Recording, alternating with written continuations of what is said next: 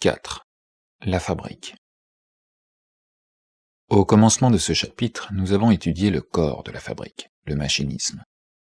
Nous avons montré ensuite comment, entre les mains capitalistes, il augmente et le matériel humain exploitable et le degré de son exploitation en s'emparant des femmes et des enfants, en confisquant la vie entière de l'ouvrier par la prolongation outre mesure de sa journée et en rendant son travail de plus en plus intense, afin de produire en un temps toujours décroissant une quantité toujours croissante de valeur. Nous jetterons maintenant un coup d'œil sur l'ensemble de la fabrique, dans sa forme la plus élaborée. Le docteur Ure, le pindare de la fabrique, en donne deux définitions.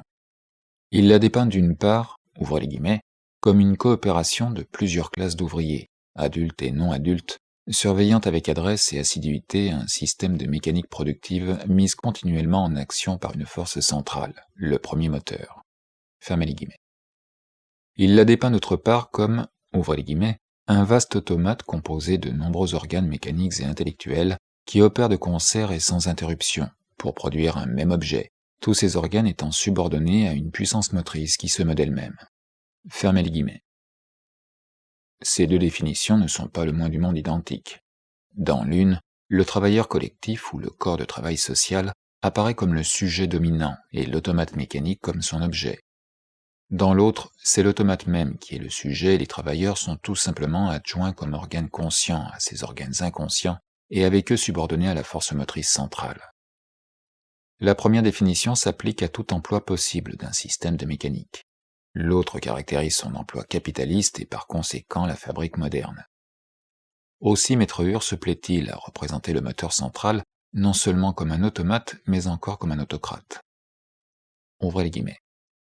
Dans ces vastes ateliers, dit-il, le pouvoir bienfaisant de la vapeur appelle autour de lui ses myriades de sujets et assigne à chacun sa tâche obligée. Note 96, fermez les guillemets. Avec l'outil, la virtuosité dans son maniement passe de l'ouvrier à la machine. Le fonctionnement des outils étant désormais émancipé des bornes personnelles de la force humaine, la base technique sur laquelle repose la division manufacturière du travail se trouve supprimée. La gradation hiérarchique d'ouvriers spécialisés, qui la caractérise, est remplacée dans la fabrique automatique par la tendance à égaliser ou à niveler les travaux incombant aux aides du machinisme.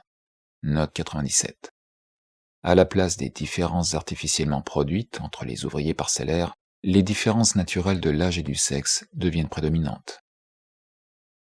Dans la fabrique automatique, la division du travail reparaît tout d'abord comme distribution d'ouvriers entre les machines spécialisées et de masse d'ouvriers, ne formant pas cependant des groupes organisés, entre les divers départements de la fabrique, où ils travaillent à des machines-outils homogènes et rangées les unes à côté des autres. Il n'existe donc entre eux qu'une coopération simple. Le groupe organisé de la manufacture est remplacé par le lien entre l'ouvrier principal et ses aides, par exemple le fileur et les rattacheurs. La classification fondamentale devient celle de travailleurs aux machines-outils, y compris quelques ouvriers chargés de chauffer la chaudière à vapeur, et de manœuvres, presque tous enfants, subordonnés au premier. Parmi ces manœuvres se rangent plus ou moins tous les feeders, entre parenthèses alimenteurs, qui fournissent aux machines leurs matières premières. À côté de ces classes principales prend place un personnel numériquement insignifiant d'ingénieurs, de mécaniciens, de menuisiers, etc., qui surveille le mécanisme général et pourvoit aux réparations nécessaires. C'est une classe supérieure de travailleurs, les informés scientifiquement, les autres ayant un métier placé en dehors du cercle des ouvriers de fabrique auxquels ils ne sont qu'agrégés. Note 98. Cette division du travail est purement technologique. Tout enfant apprend très facilement à adapter ses mouvements aux mouvements continus et uniformes de l'automate. Là où le mécanisme constitue un système gradué de machines parcellaires, combinées entre elles et fonctionnant de concert, la coopération, fondée sur ce système, exige une distribution des ouvriers entre les machines ou groupes de machines parcellaires. Mais il n'y a plus nécessité de consolider cette distribution en enchaînant, comme dans les manufactures, pour toujours le même ouvrier à la même besogne. Note 99. Puisque le mouvement d'ensemble de la fabrique procède de la machine et non de l'ouvrier, un changement continuel du personnel n'amènerait aucune interruption dans le procès de travail. La preuve incontestable en a été donnée par le système de relais dont se servirent les fabricants anglais pendant leur révolte de 1848-50. Enfin, La rapidité avec laquelle les enfants apprennent le travail à la machine supprime radicalement la nécessité de le convertir en vocation exclusive d'une classe particulière de travailleurs. Note 100. Quant aux services rendus dans la fabrique par les simples manœuvres, la machine peut les suppléer en grande partie, et en raison de leur simplicité, ces services permettent le changement périodique et rapide des personnes chargées de leur exécution. Note 101. Bien qu'au point de vue technique le système mécanique mette fin à l'ancien système de la division du travail, celui-ci se maintient néanmoins dans la fabrique, et tout d'abord comme tradition léguée par la manufacture. Puis, le capital s'en empare pour le consolider et le reproduire sous une forme encore plus repoussante, comme moyen systématique d'exploitation. La spécialité qui consistait à manier pendant toute sa vie un outil parcellaire devient la spécialité de servir sa vie durant une machine parcellaire. On abuse du mécanisme pour transformer l'ouvrier dès sa plus tendre enfance en parcelle d'une machine qui fait elle-même partie d'une autre. Note 102. Non seulement les frais qu'exige sa reproduction se trouvent ainsi considérablement diminués, mais sa dépendance absolue de la fabrique, et par cela même du capital, est consommée. Ici comme partout, il faut distinguer entre le surcroît de productivité dû au développement du procès de travail social et celui qui provient de son exploitation capitaliste. Dans la manufacture et le métier, l'ouvrier se sert de son outil. Dans la fabrique, il sert la machine. Là, le mouvement de l'instrument de travail part de lui, ici il ne fait que le suivre. Dans la manufacture, les ouvriers forment autant de membres d'un mécanisme vivant. Dans la fabrique, ils sont incorporés à un mécanisme mort qui existe indépendamment d'eux. Ouvrez les guillemets. La fastidieuse uniformité d'un labeur sans fin, occasionné par un travail mécanique, toujours le même, ressemble au supplice de Sisyphe. Comme le rocher, le poids du travail retombe toujours et sans pitié sur le travailleur épuisé. Note 103, fermez les guillemets. En même temps que le travail mécanique surexcite au dernier point le système nerveux, il empêche le jeu varié des muscles et comprime toute activité libre du corps et de l'esprit. Note 104. La facilité même du travail devient une torture, en ce sens que la machine ne délivre pas l'ouvrier du travail, mais dépouille le travail de son intérêt. Dans toute production capitaliste, en tant qu'elle ne crée pas seulement des choses utiles mais encore de la plus-value, les conditions du travail maîtrisent l'ouvrier, bien loin de lui être soumises. Mais c'est le machinisme qui le premier donne à ce renversement une réalité technique. Le moyen de travail converti en automate se dresse devant l'ouvrier pendant le procès de travail, même sous forme de capital, de travail mort qui domine et pompe sa force vivante. La grande industrie mécanique achève enfin, comme nous l'avons déjà indiqué, la séparation entre le travail manuel et les puissances intellectuelles de la production, qu'elle transforme en pouvoir du capital sur le travail. L'habileté de l'ouvrier apparaît chétive devant la science prodigieuse, les énormes forces naturelles, la grandeur du travail social incorporé au système mécanique, qui constitue la puissance du maître. Dans le cerveau de ce maître, son monopole sur les machines se confond avec l'existence des machines. En cas de conflit avec ses bras, il leur jette à la face ses paroles dédaigneuses. Ouvrez les guillemets.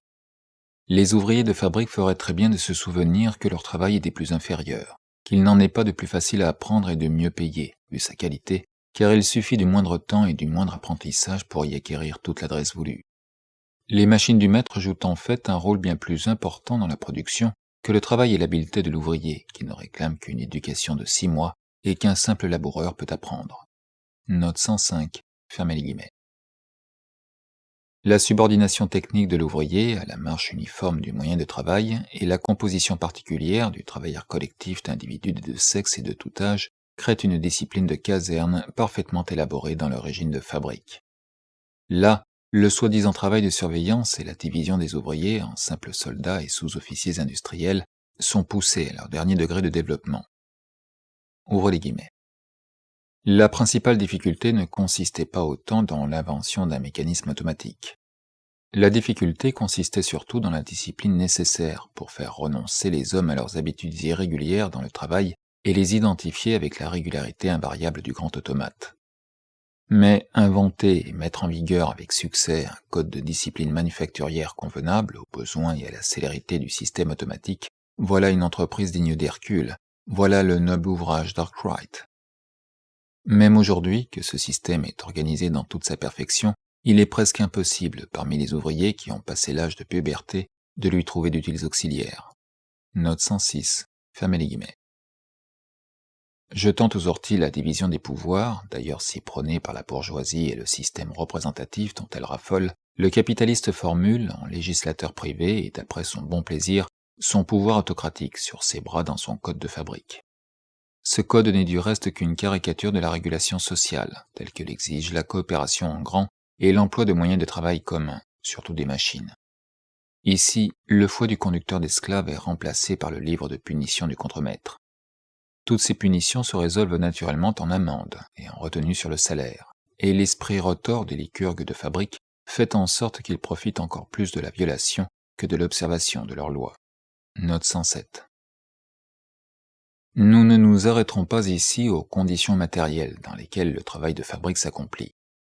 Tous les sens sont affectés à la fois par l'élévation artificielle de la température, par une atmosphère imprégnée de particules de matières premières, par le bruit assourdissant des machines, sans parler des dangers encourus au milieu d'un mécanisme terrible vous enveloppant de tous côtés et fournissant, avec la régularité des saisons, son bulletin de mutilation et d'homicides industriels. Note 108. L'économie des moyens collectifs de travail, activée et mûrie comme en serre chaude par le système de fabrique, devient, entre les mains du capital, un système de vol commis sur les conditions vitales de l'ouvrier pendant son travail, sur l'espace, l'air, la lumière et les mesures de protection personnelle contre les circonstances dangereuses et insalubres du procès de production, pour ne pas mentionner les arrangements que le confort et la commodité de l'ouvrier réclamaient. Note 109. Fourier a-t-il donc tort de nommer les fabriques des bagnes modérés? Note 110.